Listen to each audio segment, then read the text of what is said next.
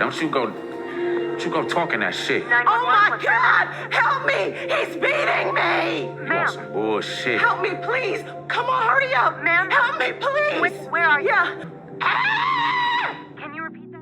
Okay, y'all, so this episode is going to start right where the last one left off, and that's with the detective arresting Doc, and she is basically trying to get the fellas to flip. She's letting them know that whoever basically talks first is going to be the one who's going to get the deal, is going to be the one who is going to save himself. Now, of course, El Fuego has no idea what's going on, y'all. He's the clean one. He's the one who's never committed a crime that we know of anyway, but his hands are not dirty. And he's just looking around, looking crazy, like, what in the world is going on? And I'm just like, El Fuego, just look cute, baby. That's all you need to do. Just look cute, don't say nothing, and let this woman talk. So anyway, y'all, she knows that she probably can flip him when it all comes down to it. If he ever sees anything, I guarantee you he will be the one to talk, unless he does something dirty and they have something on him as well. That'll probably be the only way your boy doesn't talk. Now, meanwhile, we are going to meet Dexter. Now, Dexter is going to be that junkyard guy's brother. Now, he's going to be mad because Madam killed his brother. I mean, she pushed him right on out that window, but I mean, he kind of deserved it, y'all. He tried to set our boy Amp up, and I'm just saying, in true Madam fashion, she got rid of him. So anyway, y'all, he's mad and says that he's going to make Madam watch him kill Amp. So I'm just like, well, they not really cool right now. But, you know, Madam is all about family and she ain't going to let this go down like that. So it is what it is. So meanwhile, your girl, Miss Patty, is pulling some straight up BS, y'all, with Face. I mean, Miss Patty is doing the most. Now, when I say that these fellas have horrible taste in women, I mean, they have horrible taste in women, y'all. I mean, let's count. There was Tina, there was Teresa, there's Miss Patty, and then there's all these little tricks that Midnight is messing with. I mean, it is just a lot. They do the most for real. But anyway, y'all, Miss Patty comes over there talking that mess like she always talk, you know, but then she goes one step further. She tries to provoke Babyface into hitting her, and when he finally pushes her back, she calls the police, and she does this whole act. I mean, come on, Miss Patty. Like, I expected you to be better than that and do better than that. But she didn't, y'all. And so now your boy Face is out here just looking crazy. And to make matters even worse, like, Babyface hears her call the police, and then when she hits him again, he hits her again. I mean, and he kind of knocked her out. Now, I don't know if she was faking or whatever, because they don't really come back to this scene anymore. But I'm just saying, Face, that was stupid. But anyway, y'all, moving on.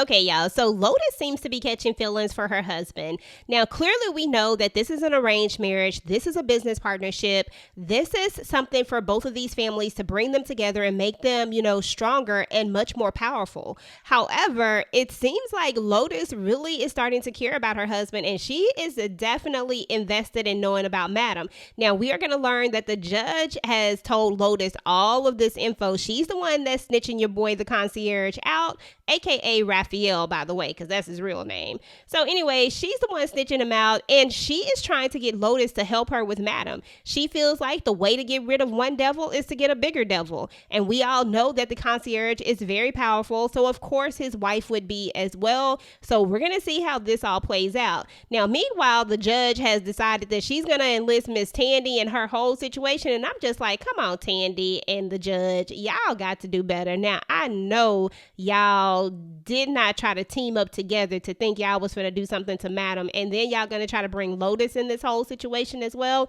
I'm telling you, this is about to get ugly. This season is probably going to have even more bodies than last season, so I'm here for it, y'all. So anyway, y'all, our girl Blue literally gets into bed with the devil in the blue dress and invites her to stay at her home while she goes to work. I mean, she just met her, and clearly Blue is kind of falling for her. I mean, because Blue don't really trust nobody like that, but she's kind of trusting her. And I mean, I already see some issues coming from this whole situation, y'all. So anyway, y'all, El Fuego is going to go visit Madam, and he's going to ask her if Eden is involved in any criminal activity. And Madam, of course, is going to tell him no, but Madam also tells Tommy to watch him because he will be the one to flip. Don't do anything in front of him because he will definitely flip, and then they would have to take him out, y'all. It is what it is. So meanwhile, Tandy and the judge are hanging out, and even the judge knows about her husband. I'm like, does everybody know about how your husband get down, Tandy? I guess so.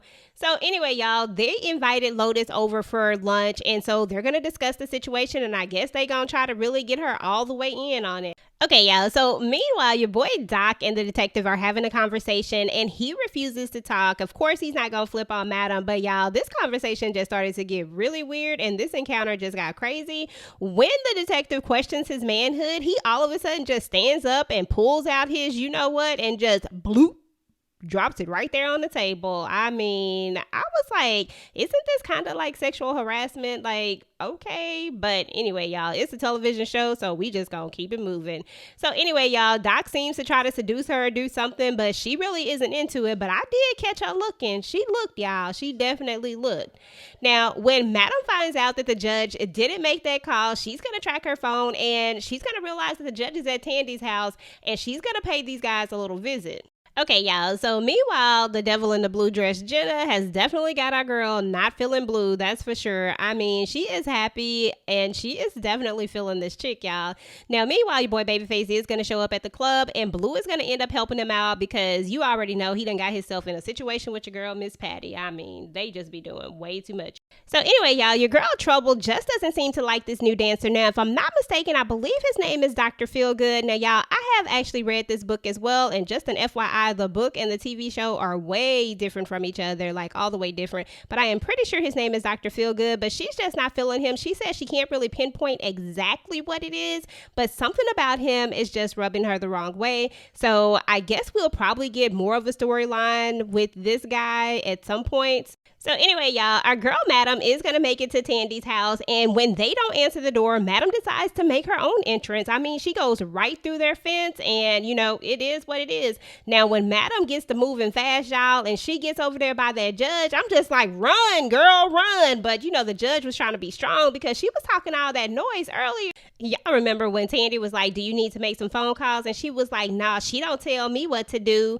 Skinny ass, skinny boss, you know, bossy ass, something, little B. I mean, she was calling her a couple of different names, and I'm just saying, the way that Madam was moving towards her, if I were her, I would start moving back. But, you know, she didn't want to go out like that. She had to look like a G in front of her new friend, Lotus.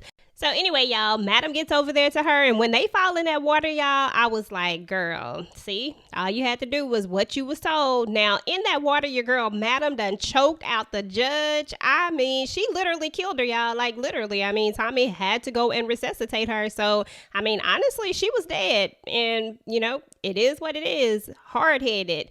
So anyway, y'all, Lotus and Madam are going to officially meet. Lotus is not bothered by this at all, and then Lotus is going to drop the bomb that, hey, I'm the concierge's husband, you know, and it is what it is. And Madam isn't bothered by that. She's cool with the fact that he has a wife. Like, that literally doesn't bother her. And all this time, your girl Tandy is just standing up there looking crazy, and I'm just like, I thought you was gonna help your friend. This your friend. Y'all in this together. Y'all gonna take her out. You didn't even try to go in that water and help your friend out. But anyway, y'all, back to Lotus and Madam. These two are gonna be very interesting to watch this season because something tells me that Lotus is not having Madam. You know what I'm saying? She thinks that Madam is coming after her man. And that's it for her. She don't care about all this other stuff. She just wants to keep the concierge away from her. So I definitely see these two going toe to toe. Only it's like the concierge says, you know, Lotus is going to do her stuff quiet while Madam is going to do her stuff loud. So I can't wait to see what goes down with these two. So anyway, y'all, Madam is going to end up getting what she needs, and she's going to end up taking Tandy's little boy toy, Sandy, with her, you know, because she knows that he is definitely going to be a moneymaker. I mean, he was looking all cute and stuff, so I was like, okay, I see you, Madam. So anyway, y'all, concierge and the Madam are going to end up having a conversation, and they are just doing the most. When she says foul language, he doesn't like for her to talk like that, and so he hangs up on her, and then they just go back and forth. They just be doing too much, these two. Now, we are going to meet Raphael's brother, Fernando. Now, y'all already know Raphael is actually the concierge. I just like saying Raphael because now that we know his actual real name, we're going to learn that his brother and his wife, are having some issues. They were getting into public fights and arguments, and that whenever she gets upset, she likes to leave. And the concierge is like, look, you just need to respect her in public. Like, you need to do better. So we learned that tad bit of information. We don't really know a lot about this guy yet, but it is going to be interesting to learn a little more about him. Now, the concierge is going to warn Madam that Lotus is dangerous and that she needs to be careful. Now, meanwhile, Trouble finally gets on the stage with the fellows. I mean, Trouble, come on now.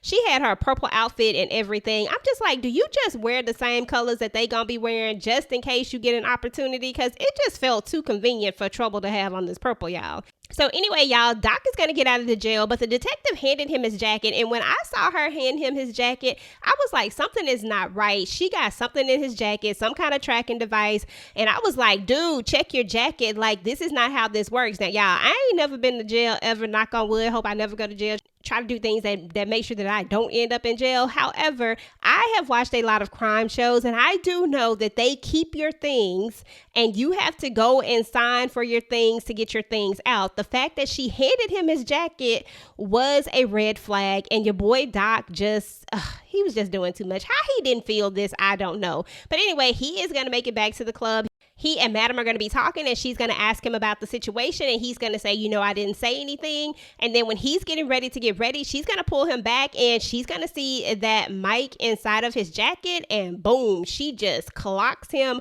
right in the head. I mean, she gives him a good old headbutt, and y'all, this is where this episode ends. So I am already ready for next week because I need to see what's about to go down. So anyway, y'all, that is what's up with All the Queen's Men, Season 2, Episode 12, Cloak and Daggers. Let me know what y'all thought about this episode. Let me know what y'all think Madam is about to do with Doc, because she is definitely going to think that he flipped, but we all know that Doc is down for Madam. So hopefully she will know that this was all just a ploy on this detective's part, but who knows, because she didn't really give your boy Amp the benefit of the doubt, so we shall see.